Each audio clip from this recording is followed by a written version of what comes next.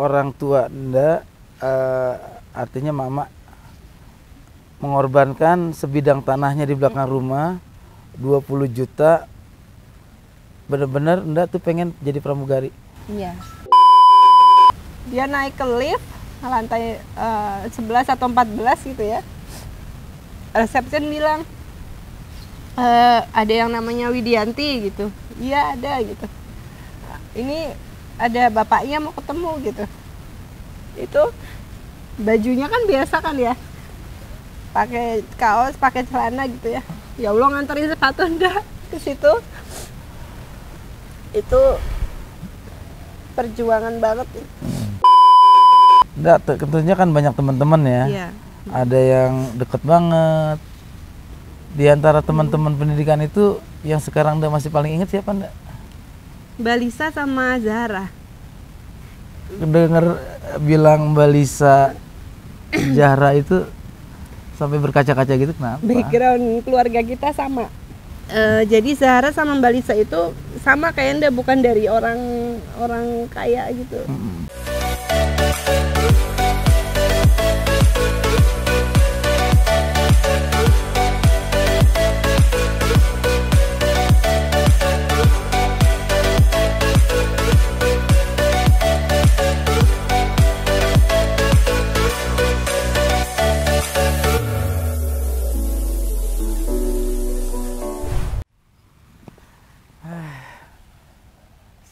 Silakan Ibu duduk. Harusnya saya dong. Oh gitu ya, seharusnya Captain yang disuruh duduk ya? Iya dong. Duduk Cap. Makasih Dek. Spesial banget ya hari ini ya. Saya menggunakan kostum ala-ala Captain dan ini ala-ala Pramugari. karena kita akan ngobrol-ngobrol tentang kisah suka dukanya istri saya Mbak Dian, proses menjadi pramugari sampai Perjuangan ya. perjuangan. Oke, assalamualaikum warahmatullahi wabarakatuh. Abang-abangan gue, adik-adian gue, spesial banget kali ini di Taman Curhat. Kita akan bercerita bagaimana perjuangan berat istri gue Mbak Dian untuk menjadi seorang pramugari dan menjalani kehidupan berprofesi sebagai seorang pramugari. Sekarang kayaknya gue yang lebih banyak bertanya deh ke dia. Soalnya dia yang jadi pramugari ya. Kalau gue kan cuma perapatan gaplek gitu. Oke, Nda, Ayah pengen tahu deh, sebenarnya Nda itu jadi pramugari itu keinginan banget, cita-cita, atau dorongan orang tua? Pertama, Nda cerita dulu dari awal ya.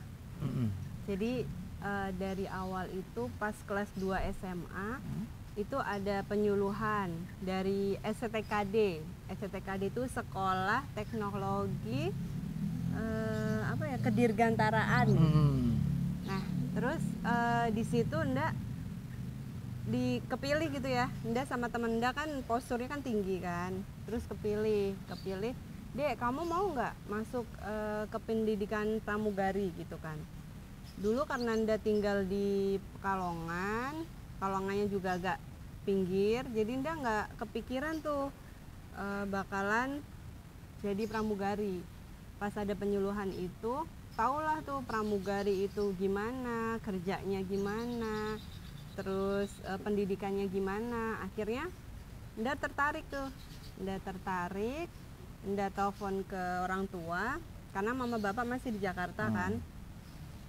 Terus diizinin, akhirnya Nda sama teman Nda itu berangkat ke Jogja buat daftar tuh awalnya tuh, diantar sama 2 teman Nda.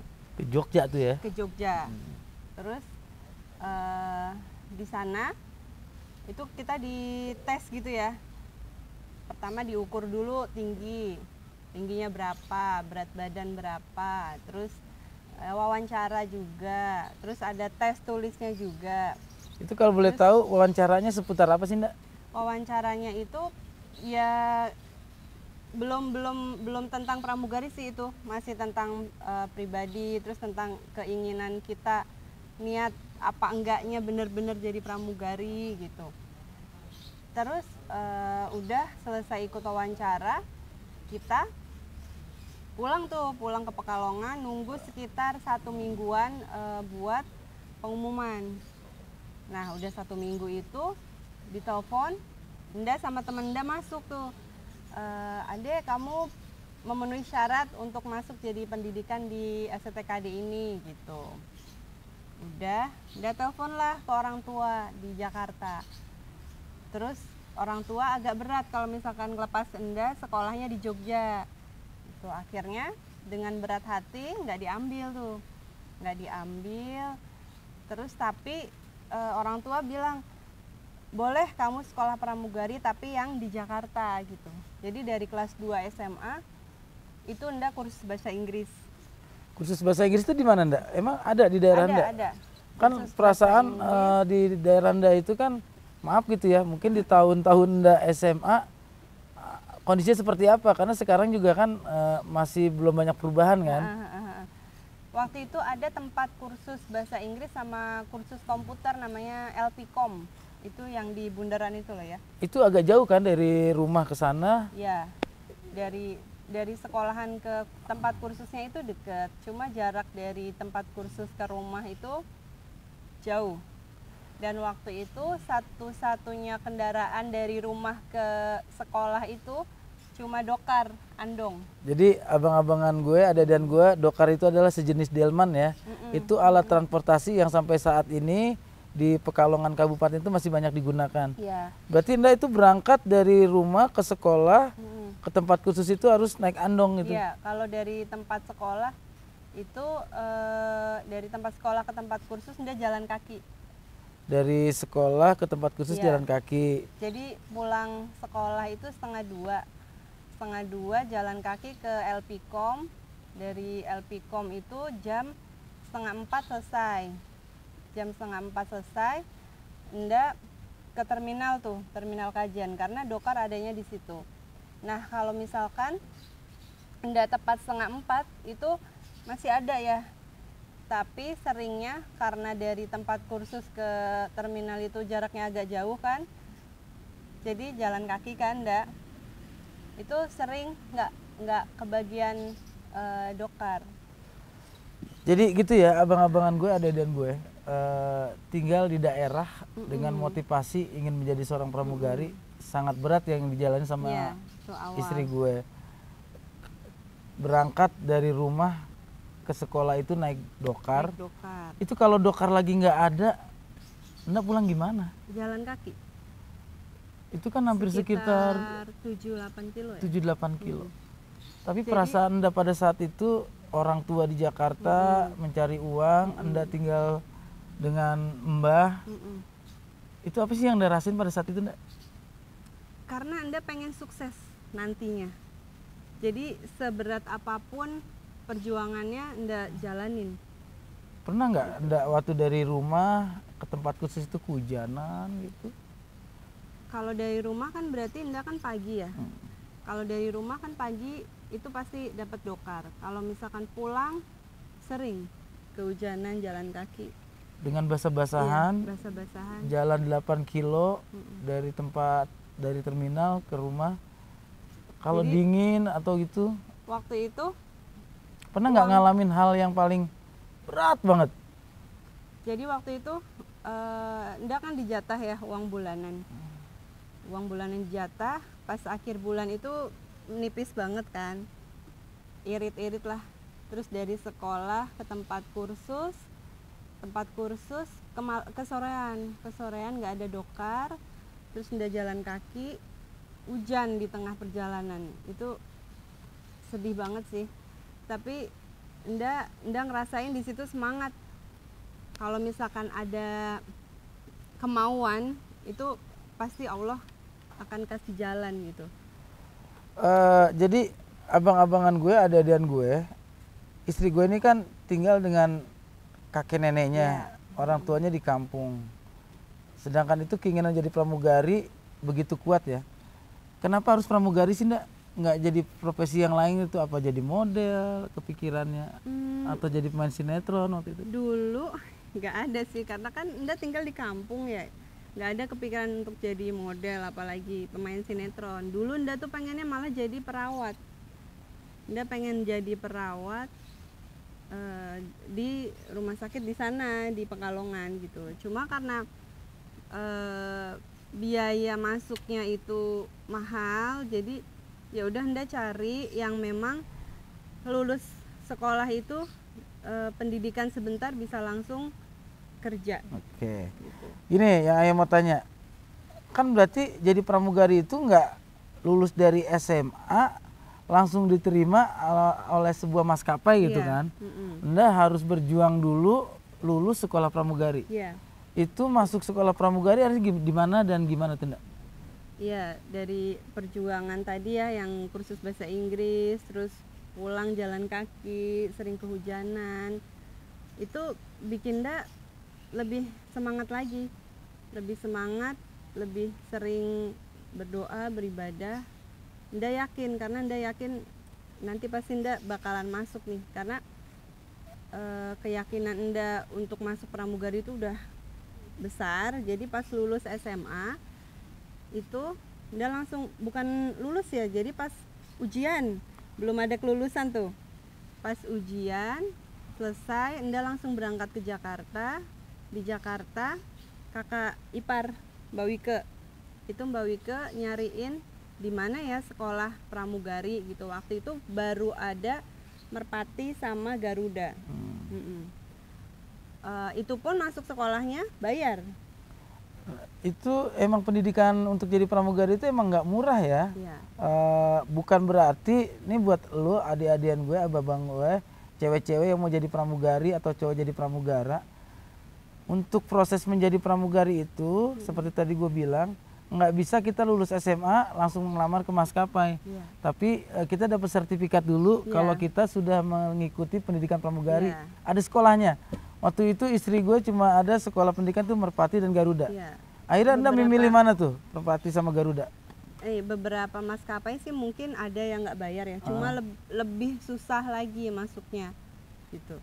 Waktu itu awal Anda ke Garuda, tapi karena bahasa Inggris Anda nggak lancar, jadi nggak diterima di situ. Terus Anda coba ke Merpati Training Center waktu itu. Itu karena Anda nggak punya mobil kan, jadi dari tempat mama itu dari Grogol ke Gajah Mada waktu itu naik Kopaja ya. Sendiri? Berdua sama Mbak Wike waktu daftar. Itu pakai baju apa? Bayangin, ayah ngebayangin pakai baju apa Ndak waktu itu ya? Itu jadi sedih ingetnya. Kenapa sih? Itu Kenapa? jadi Indah pakai kemeja, terus pakai rok segini, pakai stocking waktu itu. Terus naik Kopaja, terus waktu itu tuh bukan di Gajah Mada ya, di Kemayoran. Di Kemayoran waktu itu. Tahun berapa itu? 2004. 2004. Terus nyampe gedungnya kan tinggi banget tuh. Ada berapa ya? 14 lantai kalau nggak salah. Kita kalau nggak salah di gedung lantai 11.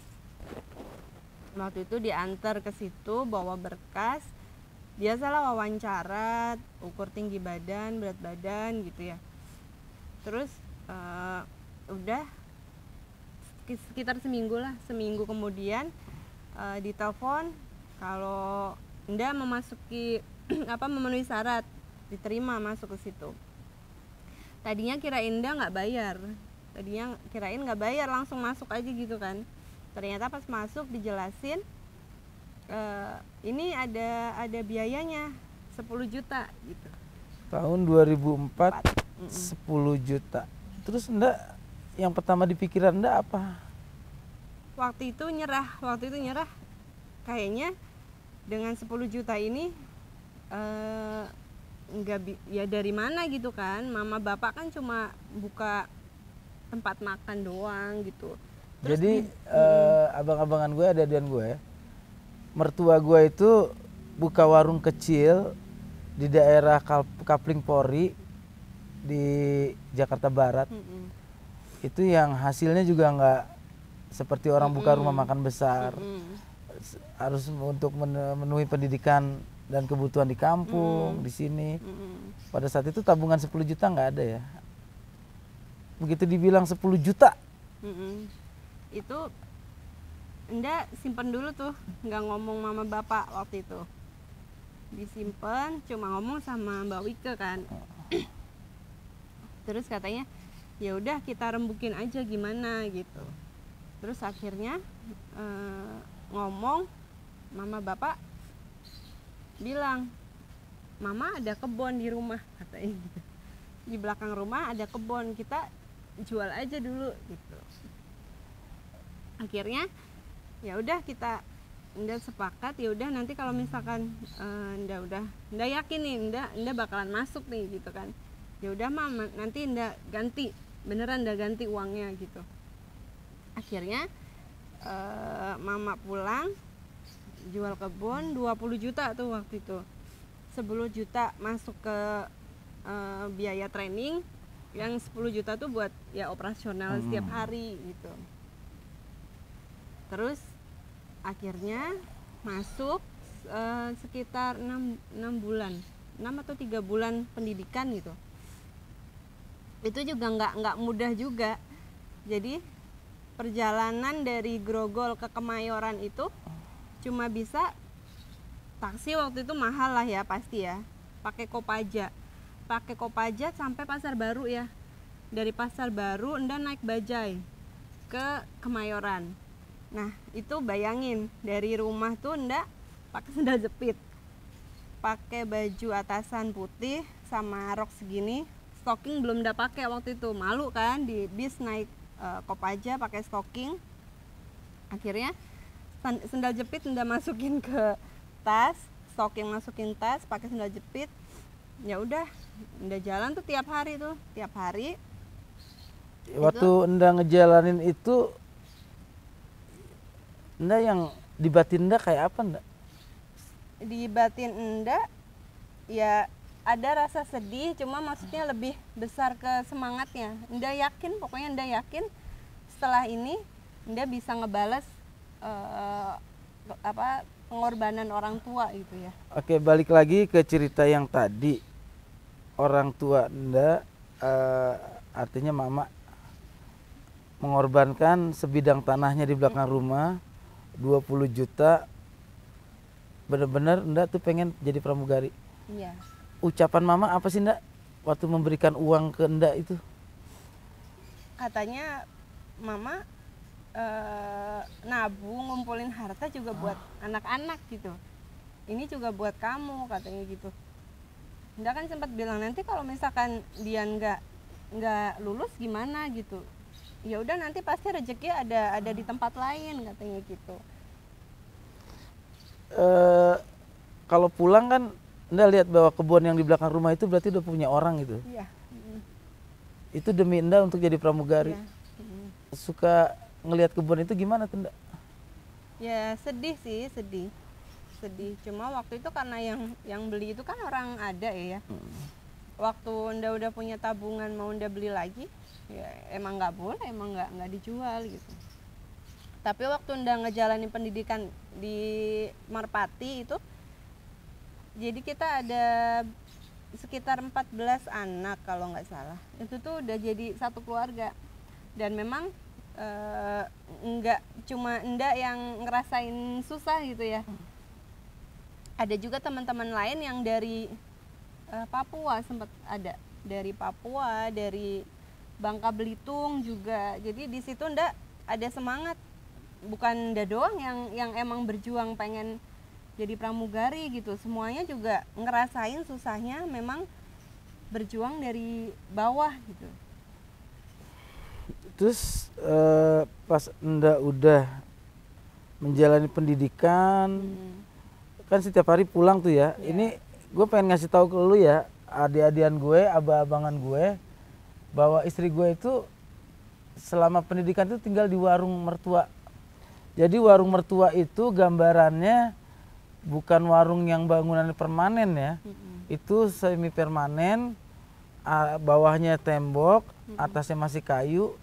Dan di warung itu tuh jadi satu tuh warung, tempat tidur, tempat makannya. Di sini ada kamar, kamar satu itu buat rame-rame ya. Mm-mm. Di sini ada kamar mandi yang ala kadarnya ya, nggak layak pakai. Terusnya ada kamar di atas ya kalau nggak salah ya, kayak sejenis loteng gitu ya. Iya. Itu ndak tidur di mana tuh, di bawah Di atau atas. Tidur di atas dan bawahnya itu tempat masak. Jadi kalau misalkan pagi jam 4 gitu kan udah mulai masak ya. Itu ya kita mau nggak mau harus bangun, kalau nggak ya panas banget. Jadi sebenarnya keinginan ndak itu, keinginan besar itu didorong oleh apa sih ndak? Nda pengen kerja, pengen ngebantu orang tua, pengen ngangkat derajat orang tua. Itu. Mm-mm. Terus ndak akhirnya masuk nih ya, Masuk ke pendidikan selama 6 bulan. ya, dan itu nggak gampang juga di situ pelatihannya itu. Jadi bahasa penerbangan itu kan jauh beda ya sama bahasa sekolah SMA, sama bahasa kita sehari-hari juga kan. Jadi itu ndak belajarnya itu yang bener-bener, terus kan pakai bahasa Inggris. Ya udah emang bener-bener belajar dari nol, belum ada pengetahuan tentang itu. Tapi maksudnya dengan itu ndak juga cepet masuknya. Itu terus pertama kali kan ada visit ya, visit ke bandara. Itu pertama kali nda ke bandara, pertama kali nda lihat pesawat, pertama kalinya juga nda masuk pesawat itu. Oke. Pendidikan selama 6 bulan. Yang paling berat itu dalam pendidikan apa ndak?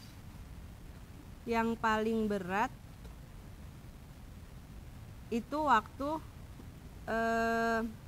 evacuation drill. Itu kayak kita kayak seakan-akan di dalam pesawat nih ya, terus kita tuh kayak evakuasi di air.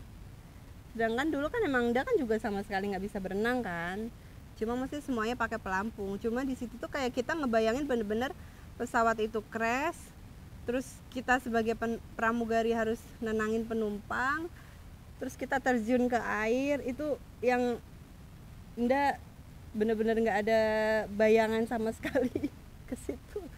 Jadi ndak harus lakuin itu. Terus ya itulah, di pendidikan semuanya berat sih kalau menurut ndak sih. Cuma karena kita satu sama lain ngedukung, terus guru-gurunya juga di situ baik-baik, jadi ya jadi nyaman, betah gitu. Tentunya kan banyak teman-teman ya. Iya. Ada yang deket banget. Di antara teman-teman pendidikan itu yang sekarang Nda masih paling ingat siapa Nda? Mbak Lisa sama Zahra. Sedih sih. Kenapa sih Nda? Jadi, kalau denger bilang Mbak Lisa Zahra itu sampai berkaca-kaca gitu, kenapa? background keluarga kita sama gitu. Maksudnya gimana? Jadi Zahra sama Mbak Lisa itu sama kayak Nda, bukan dari orang kaya gitu. Kalau yang lain-lain kan diantar mobil gitu. Kalau kita backgroundnya sama. Setiap Aduh, maaf ya. Ya nggak apa-apa lah, kita ini kan bukan mengenang masa sulit, tapi buat motivasi kita dengan apa yang kita punya sekarang, kita harus bersyukur gitu kan. Dari perjuangan Nda. Biasanya yang diobrolin sama Mbak Lisa sama Mbak Zahra itu apa sih Nda di tempat pendidikan gitu?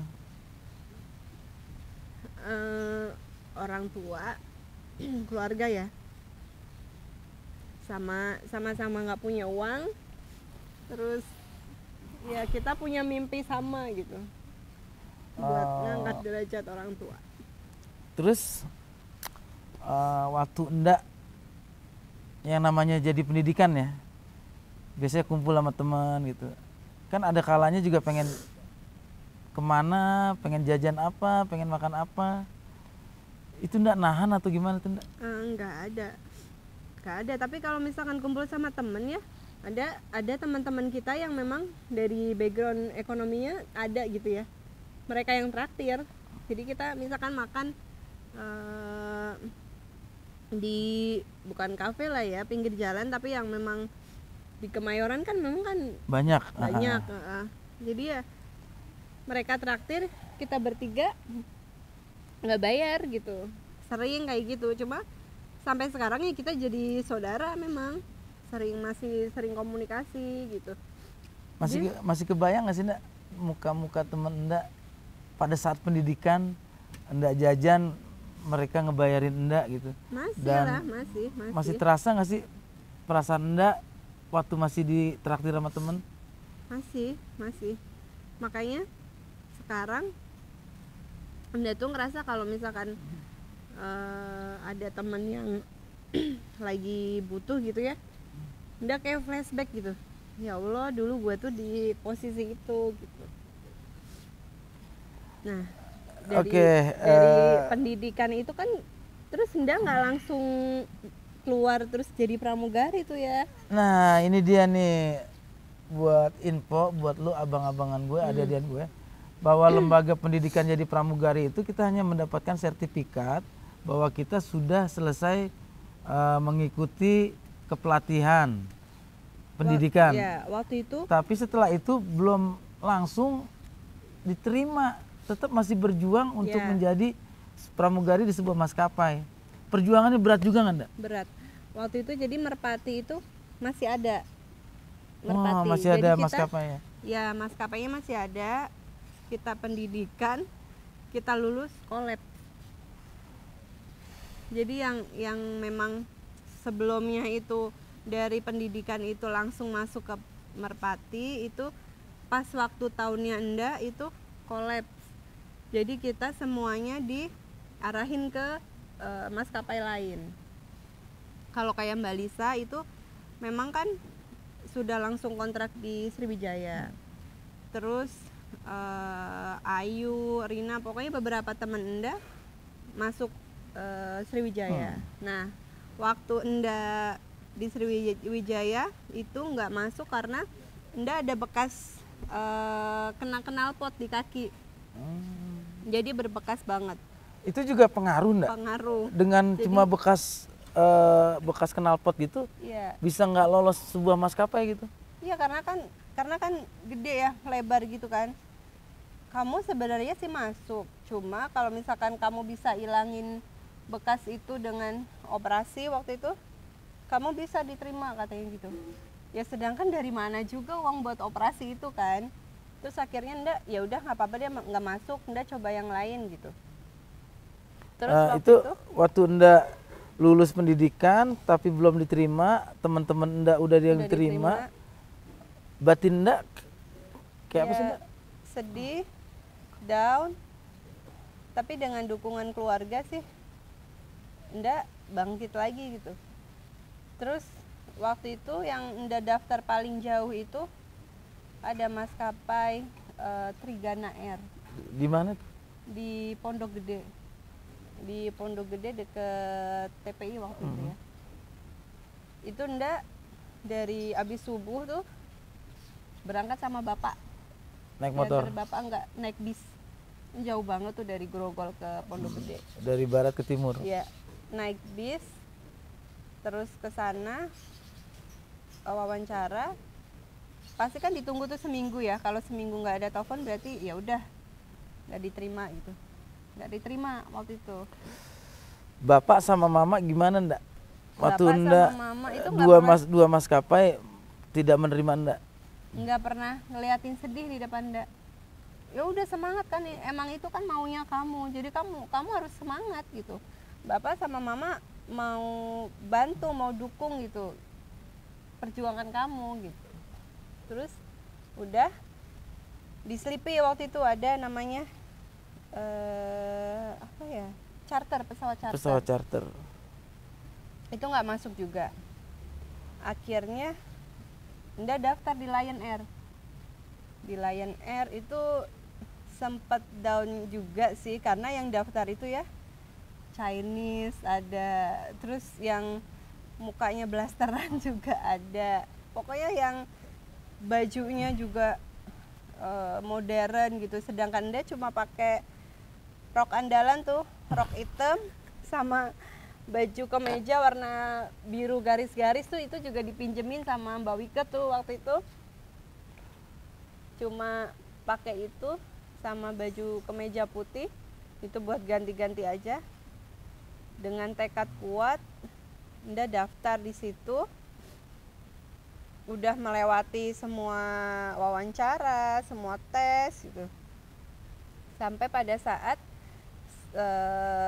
si chiefnya itu bilang, kamu minggu depan datang ya, pengumumannya di sini, nggak lewat telepon gitu.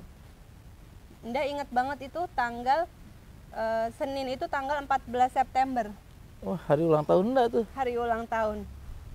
Hari Minggunya Nda sholat tahajud tuh ya, Minggu dini hari.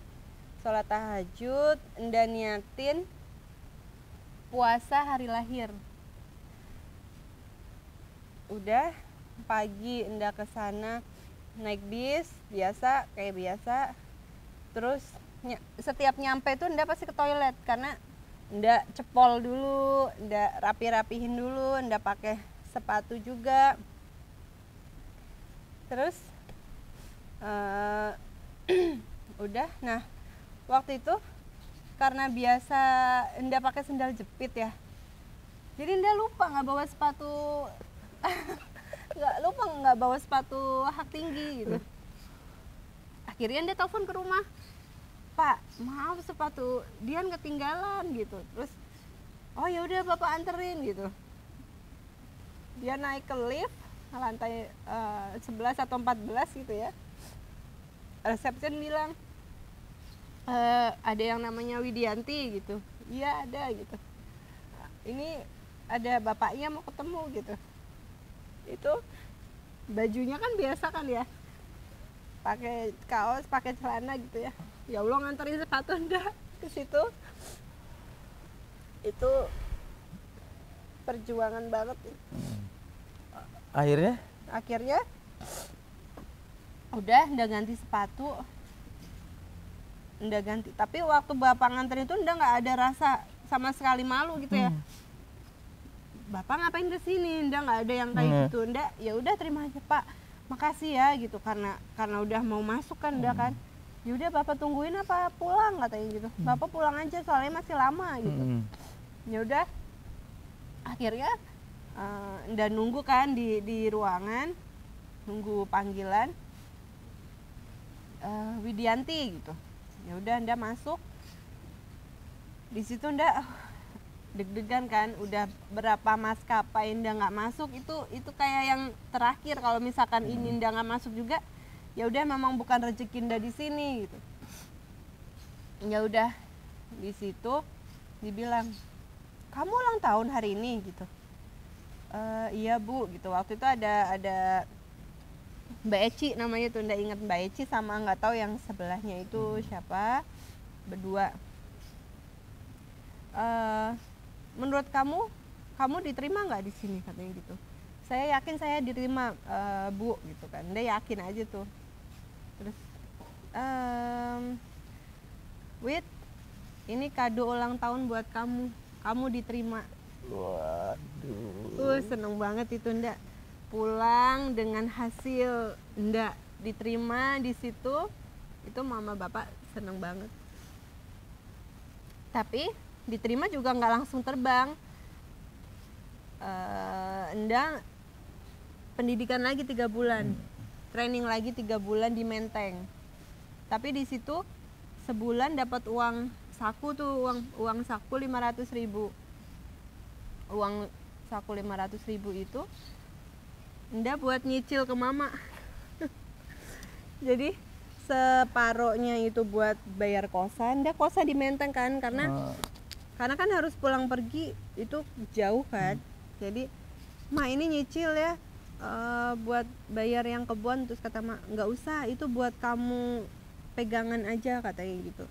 Nda ngekos tuh 1 kamar bertiga sama temen Dania sama Dian Utari waktu itu, ngekos di situ. Nggak begitu jauh sih tempat trainingnya, pulang pergi. Nah itu dari awal lagi kita ketemu orang baru lagi, kita ketemu mentor-mentor baru lagi dengan sifat dan karakter beda-beda. Itu di situ kita berjuang bareng lagi, dapat saudara baru lagi. Nah, teman-teman begitu dibilang lulus, Nda ngabarin ke mama bapak itu lewat telepon atau Nda pulang dulu? Pulang, karena waktu itu pas dibilang lulus, boleh pulang, nanti besok datang lagi persiapan buat training lagi.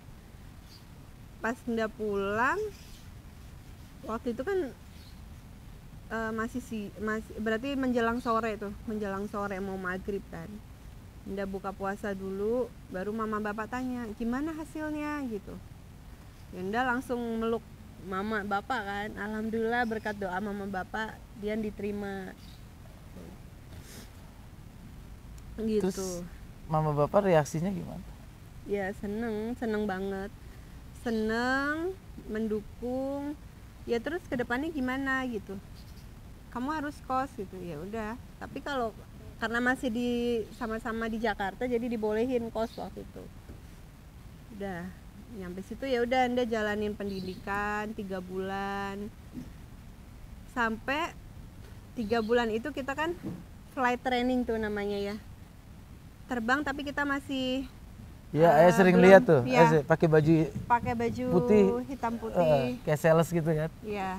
Tapi waktu itu kalau pas sudah terbang itu kita udah dikasih seragam ya. Oh gitu. Jadi waktu pertama kali Nda menggunakan seragam Lion Air, di kaca Nda kayak apa tuh? Bangga, tapi juga ada rasa takut karena itu pertama kali Nda naik pesawat juga. Jadi waktu itu Nda dapat penerbangan subuh tuh ya, 5.30. Itu gimana caranya? Nda nggak tahu kan ini awal ke bandara tuh naik apa gitu kan. Nda nginep di Bekasi di temen Nda Vika yang sering main juga. Ya udah Vik, kita satu penerbangan, kita berangkat bareng aja. Vika waktu itu punya mobil kan, tinggal di perumahan di Bekasi. Ya udah, akhirnya dari sana tuh jam 3:30 jam 3 karena Bekasi kan ya, jam 3:04 iya jam 3 kita berangkat, nyampe bandara, kita turun, walaupun kita udah bangga kan pakai seragam Lion Air gitu, pakai slopnya, pakai tasnya, gerek koper, tapi kita masih ada rasa takut nih ya, karena di situ kita dites juga. Satu, kalau kita mabok udara kita nggak diterbangin lagi.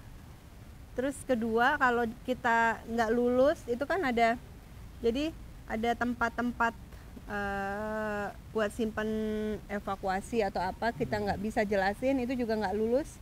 Sebenarnya kita belum 100% lulus juga, tapi kita udah pakai seragam. Oke. Akhirnya Anda kan diterima. Ya. Mama bapak senang. Ya. Cita-cita Anda kehujanan, nggak kehabisan mobil, nggak bisa naik dokar, naik Kopaja, pendidikan yang berat, renang, latihan crash.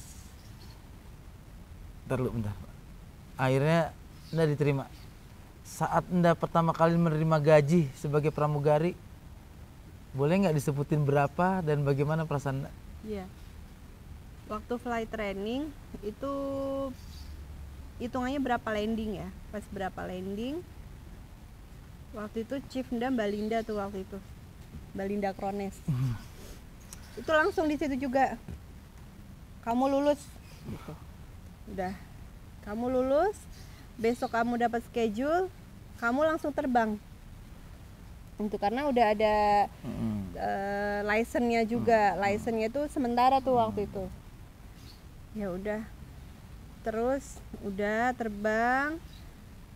Bulan pertama terima gaji nih, waktu itu 1.700.000. Pertama kali terbang tuh 1.700.000. 1.700.000, tapi uang terbangnya belum. Uang terbangnya setiap terbang tuh kalau nggak salah 300.000 setiap landing ya, setiap landing. Jadi dulu itu uang terbang sama uang gaji tuh gedean uang terbang. Itu waktu kita flight training itu 1.700.000. Itu uangnya semuanya udah kasih mama. Kenapa? Ma, ini uang gaji pertama buat mama. Terus kamu pegangannya, nanti ada uang terbang sama uang makan. Beneran katanya gitu. Mama seneng, jadi masih ndak amplopin gitu dari ATM kan, uangnya masih lurus-lurus banget tuh. Nda kasih tuh ke mama uang gaji pertama. Ya, Nda terbang. Perjuangannya gitu berat. Jadi pramugari. Begitu kenal ayah, kita mau menikah, Nda memutuskan untuk meninggalkan profesi sebagai pramugari. Perasaan Nda gimana tuh? Susah payah jadi pramugari. Begitu ayah menikah, ayah pengennya Nda nggak jadi pramugari lagi. Karena di pikiran Nda ya kodratnya perempuan ya nantinya juga akan nikah gitu. Walaupun memang banyak perempuan yang memang masih bisa berkarir. Cuman Nda berpikir lagi kalau misalkan Nda lanjutin terbang itu anak-anak gimana? Terus Nda nggak bisa langsung hamil waktu itu kan, karena kalau hamil pasti cuti dong lama, dan di penerbangan itu kalau misalkan hamil nanti Nda ulang lagi dari awal. Jadi ya udah mending Nda resign, karena 3 tahun itu ya udah cukup lah buat pengalaman Nda. Dan juga karena setiap terima gaji itu kan Nda kasih ke mama kan, yang Nda bilang nyicil tanah itu kan. Karena 3 tahun itu ya lumayan kan, setiap gajian 1 juta buat nyicil ya alhamdulillah udah ada hasilnya. Mama bapak pernah komentar nggak? Capek-capek jadi pramugari gitu, mau nikah kok ditinggalin? Enggak ada komentar kayak gitu. Pokoknya mama bapak itu orang yang memang bener-bener support anaknya mau gimana asalkan baik buat dia, itu selalu mendukung. Oke, jadi gitu ya, abang-abangan gue, adik-adian gue, cerita istri gue tuh ngejual tanah, berjuang, kehujanan, nggak dapat angkot, nggak dapat transportasi demi menggapai cita-cita. Semoga ini bisa menjadi inspirasi buat lu semuanya ya, bahwa segala sesuatu itu kalau kita perjuangkan dengan benar, di jalur yang benar, dengan cara yang baik, dan mendapatkan restu dari orang tua, insya Allah akan tercapai cita-cita kita. Jangan pernah menyerah. Iya. Ada tip buat yang ingin menggapai cita-cita deh, nggak harus jadi pramugari. Bagaimana kita menggapai cita-cita? Yang pertama sih niat besar dari dalam hati kita ya. Untuk cita-cita. Ya, untuk cita-cita. Yang kedua ya kita memasuki persyaratan nggak, kalau misalnya kita mau jadi pramugari, tinggi badan, terus wawasan kita juga harus luas. Terus yang ketiga support dari keluarga. Oke, kalau untuk kali ini gue nggak ngasih tip apa-apa ya, karena ini cuma satu aja. Gue dulu jadi pelawak itu, sebelum gue menjadi pelawak, gue cuma satu, bahwa gue yakin bahwa gue itu yang paling cocok di diri gue cuma jadi pelawak. Jadi lu juga, abang-abangan gue, ada dan gue, lu berkoreksi dulu diri sebelum lu pengen menjadi apa. Kenalin dulu diri lu. Begitu lu udah kenal diri lu bakal tahu kemana arah hidup gue. Oke, terima kasih. Makasih ya Nda, udah cerita kayak gitu ya. Udah sedih banget sih. Oke, jangan lupa subscribe, like, share, and comment. Abang Narji. Dadah. Terbang yuk. Kemana? Ke Pulau Kasur, enak nih, udaranya ngedukung nih.